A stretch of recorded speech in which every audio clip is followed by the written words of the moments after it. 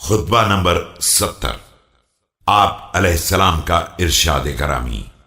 اس سحر کے ہنگام جب آپ علیہ السلام کے سر اقدس پر ضربت لگائی گئی۔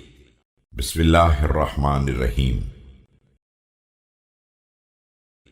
ابھی میں بیٹھا ہوا تھا کہ اچانک آنکھ لگ گئی اور ایسا محسوس ہوا کہ رسول اکرم صلی اللہ علیہ وآلہ وسلم سامنے تشریف فرما ہیں۔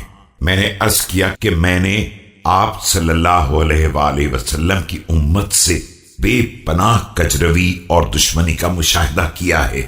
فرمایا کہ بد دعا کرو، تو میں نے یہ دعا کی، خدایا مجھے ان سے بہتر قوم دے دے اور انہیں مجھ سے سخت تر رہنما دے دے۔